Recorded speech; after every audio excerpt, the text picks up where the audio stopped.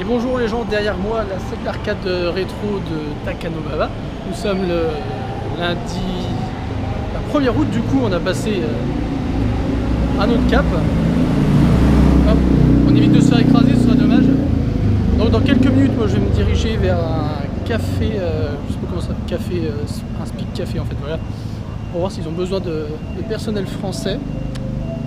Donc je sais même pas, hein, ça se trouve, ils n'auront pas besoin, mais qui ne tente rien n'a rien. Et donc on va se balader un petit peu dans le quartier, on va voir ce qu'il y a.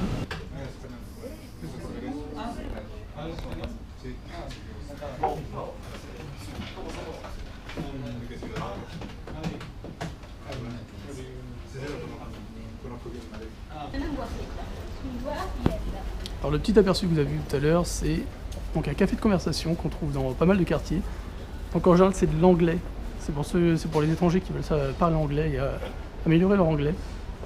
Donc je vous en avais parlé rapidement quand j'avais fait une appli dans un café qui était du côté de Montesson, je crois, je ne me rappelle plus trop. Donc là j'étais venu voir ici pour voir s'ils avaient besoin de speakers, s'ils avaient besoin de français en fait. Bon, malheureusement c'est assez complet niveau français.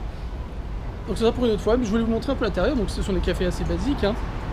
Sauf que quand vous venez, vous avez des hôtes. Donc les gars que vous avez vus en fait, ils sont là, ils attendent le client, puis après ça discute. Celui-ci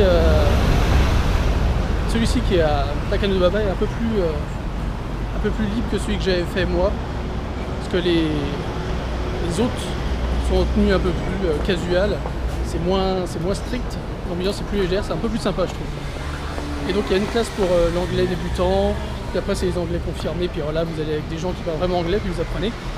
Mais ce café fait aussi le japonais, il me semble que c'est le samedi soir, je dis pas de bêtises. Donc si ça vous dit, vous avez un café ici, vous pouvez faire une petite session de japonais. Bon ça coûte de l'argent évidemment, hein, mais bon, pour ceux qui n'ont pas les moyens de se faire une école, c'est peut-être un bon moment, un bon moyen. Donc nous on va continuer par là-bas, puis on va traîner, on va voir ce qu'il y a. Il y a le big box. Il y a du jeu d'arcade, sinon on va se rentrer sur Otsuka, de toute façon il y a plein de choses à faire.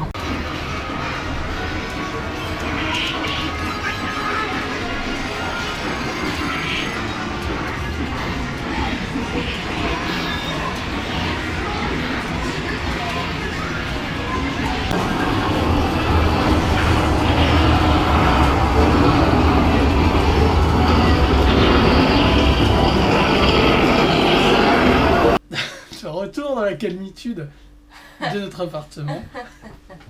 Voilà, après le petit tour à Takadano, c'est bon, Takanobaba, chaque fois j'oublie une syllabe. Donc où j'ai fait un petit tour dans le speak café. Bon, ce sera pour une autre fois. Écoute, on va pas faire du surplus de personnel qu'il n'y en a pas besoin. Mais bon, voilà. Donc qu'est-ce qu'on allait rajouter aujourd'hui? Elle était au travail. Parce qu'il y a quand même qui travaille. Oui.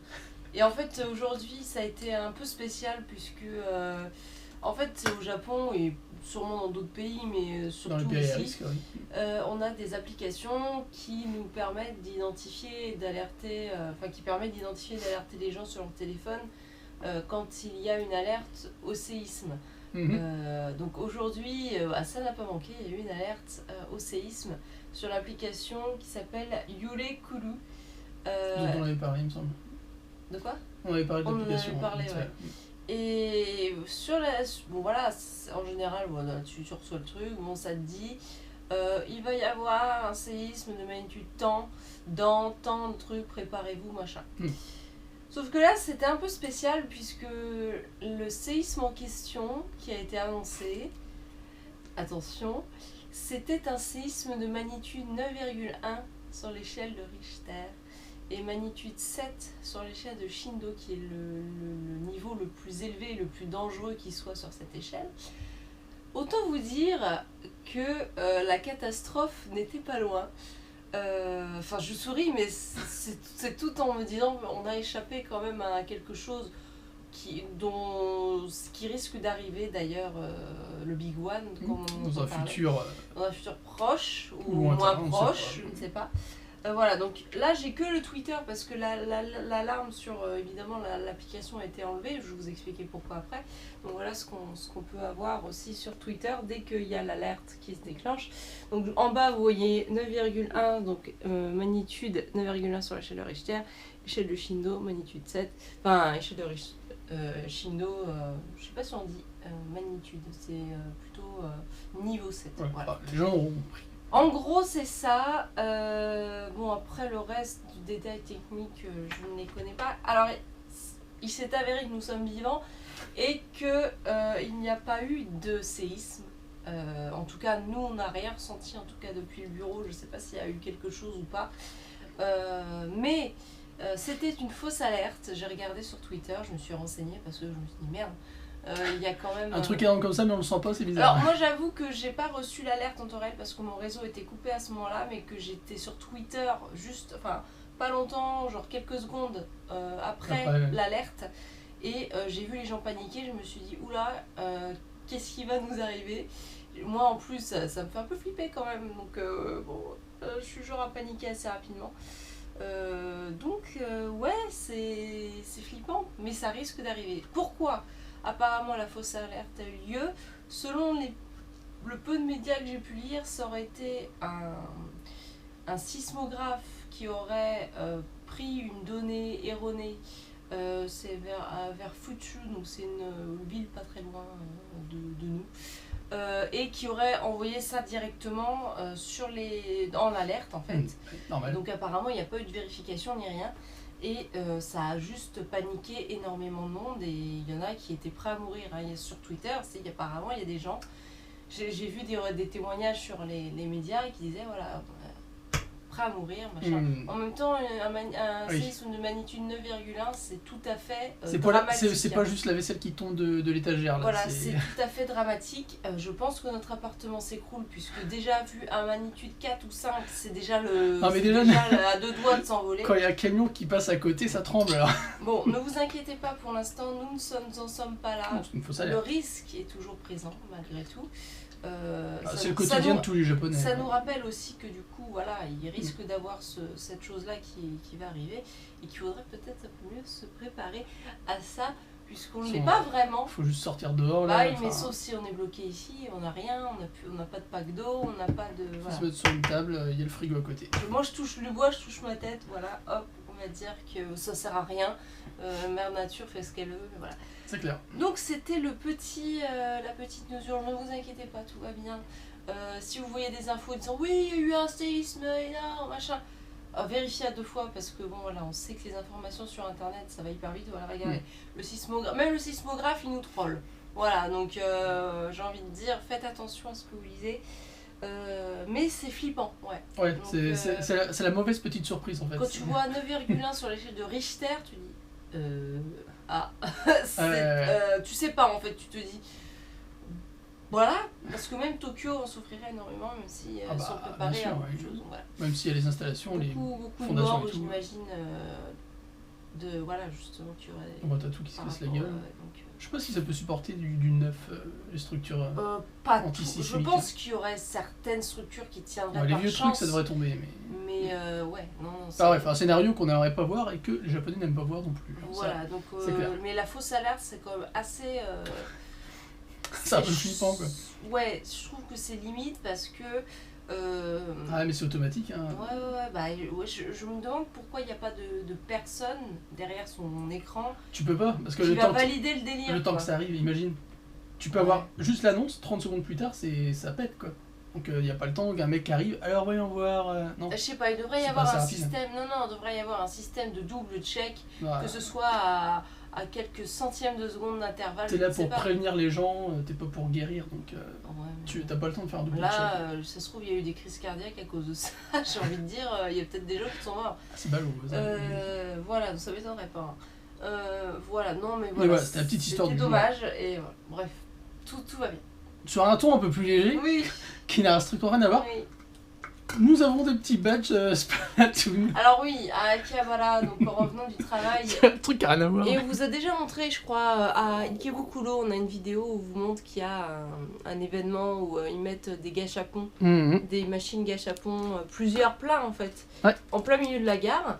Et là voilà, il y avait encore un événement de ce genre et j'ai vu qu'il y avait des petits... il y avait des gâchapons Splatoon et Pokémon dans les licences. Après c'était beaucoup d'animaux, des trucs mignons. Je voulais en acheter mais je me suis dit non en fait ça me servait à rien, je vais le foutre dans un coin. Du coup je me suis dit voilà, j'ai pris ça pour le sac de Jimmy parce que ça pourra les mettre dessus. À la japonaise. Moi je peux les mettre nulle part mais voilà je pense que ça pourrait décorer son truc. Exactement, un petit peu de décoration. Donc c'était 200 yens le badge. Voilà. Sachant qu'il y a des trucs genre il y avait un gâchapon, c'était souvenir du Japon. Alors c'était des trucs divers, un peu tradis. Ça coûte un peu plus cher, ça y en a. Genre des Manikineko ou je sais plus s'il y avait des modèles réduits de temple, je sais plus, bref. Ça coûtait 400 yens. Ouais, on avait mis un truc comme ça en gare. Voilà, ça dépend. Mais c'est sympa, c'est toujours sympa ce genre de petites OP. Alors, je regarderai demain si ça y est toujours. Oui, bah, tout sympa. Un petit tour. Voilà. Et la dernière chose qu'on voulait montrer.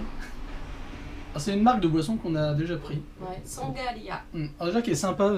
J'aime beaucoup le design des bouteilles. Ouais, qui fait penser à des bouteilles de bière en fait.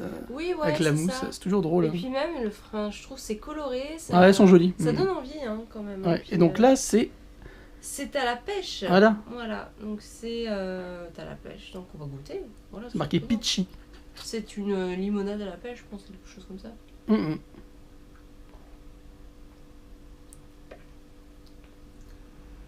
C'est léger. Ouais, c'est léger. C'est léger. Ça vaut peut-être pas le fond à pêche pour moi, qui est pas mal. Ou le Schweppes Pêche qui était sorti en 2012 et qui était pas mal aussi. Je te laisse goûter ta boisson. Testons.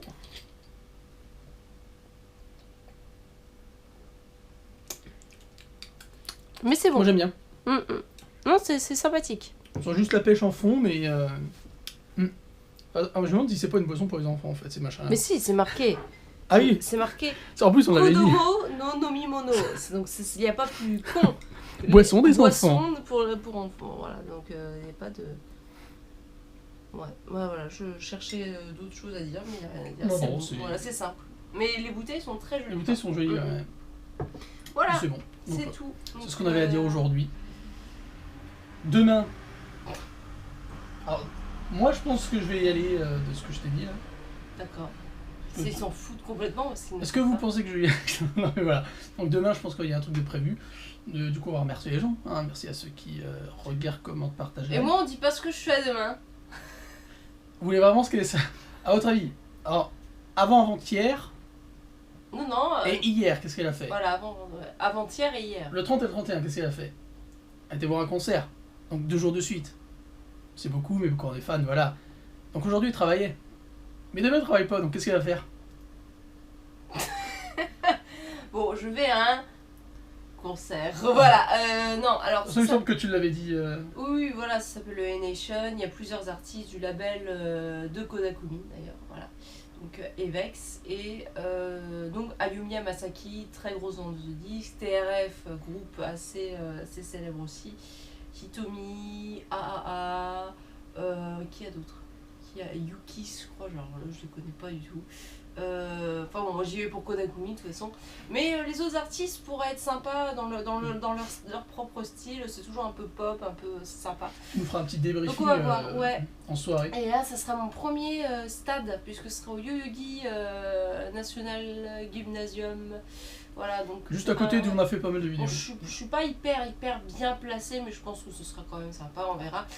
Mais voilà, donc je vous ferai un petit rapport là-dessus. Je vous mets mes goodies de fans. Encore, ouais. Bah ouais, mais en même temps, voilà, on se refait pas. Voilà, donc c'est tout. Et voilà. puis, un gros merci à tout le monde, comme j'ai dit tout à l'heure. Regarde, commente, partage, like. Voilà. Merci aux tipeurs. Merci à vous. Merci à bien tous. sûr. On a évité le pire. Non. Bref. Bah, en fait, je sais pas, parce que comme j'ai pas reçu le truc en direct, je sais pas comment je réagirais à ça. Je pense que je resterais bloquée en fait sur le téléphone en me disant. Ok. Ok, c'est ça. Mais bon, bref. Voilà quoi. Allez. À demain.